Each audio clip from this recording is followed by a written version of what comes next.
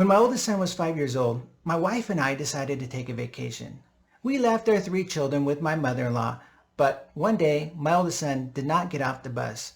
This caused a frantic search throughout the school district. This story was very devastating, and yet we learned how to overcome this trial. It was so important I shared it in my first book, Trial Tappers, and I share it here with you. Attention all school bus drivers. We have a missing 5-year-old boy. Does anyone out there have an extra child on their bus? Please respond. Trial story. When my oldest son was 5 years old, my wife and I decided to go on vacation to a remote area with no phone service. My mother-in-law was tasked with watching the children, and every day after school she would take a stroller with my other two children to the bus stop to pick up my 5-year-old son. One day, my son did not get off the bus as expected. She frantically asked the bus driver to call to the dispatch office, who in turn asked the other bus drivers if they had an extra boy on their bus. For what seemed to her like an eternity, my son could not be found. Their assumption was that he got on the wrong bus.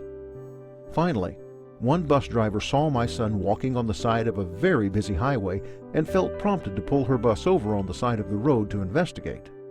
My son would not talk to the strange bus driver. However, she found a postcard in his backpack from us on our trip. Eventually, he was reunited with his frantic grandmother. We were unaware of this event until we returned home from our vacation. Eventually, it became clear how we could keep our children and others safe in the future. The next day, we made an appointment to meet with the superintendent of the school district.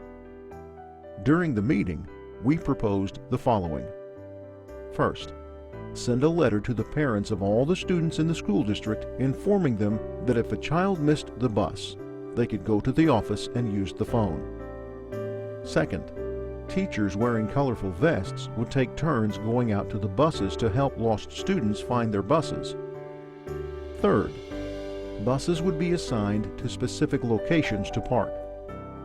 Fourth, bus drivers would put visual placards in the windows of their buses. This was the most important recommendation. Why was this important? Like most school districts at the beginning of the school year, all children riding a bus were given bus numbers to memorize. For example, bus number 872. Our 5-year-old, who was having difficulty recognizing numbers and counting, had to memorize a very difficult series of numbers assigned to his bus.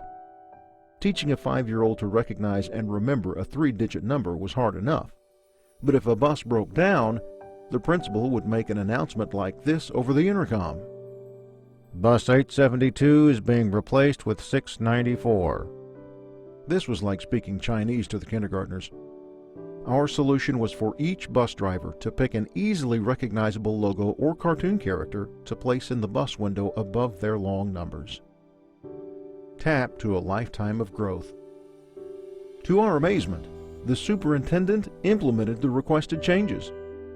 Moving forward, the children were assigned a bus logo like the Broncos football team logo, or a unicorn, or SpongeBob. Then, if bus 872 broke down, administrators would move the placard to another bus, and the children would still be able to find the right bus. For years, every time I see a school bus, I see a variety of these placards. While writing this book, I went to visit the district bus yard. I was received well by the staff and happy to find that for the last 18 years, buses in this school district and others across the state have used visual placards for all their buses. I had a discussion with the head bus mechanic who reported they no longer refer to buses by number. They refer to the names of the logos. Talk about reframing a negative situation. My son got left behind when he was 5. And his children will soon start school riding a bus with placards inspired by their father. I hope you enjoyed the illustrated story of how we came up with the bus cards. The fact that they're still being used today is amazing. I was excited to find out that school districts now let students print off cards to attach to backpacks. If your school district is struggling with this, perhaps share this with them. If you want to see another story about how someone overcame a spiritual trial, you're going to want to watch this next video.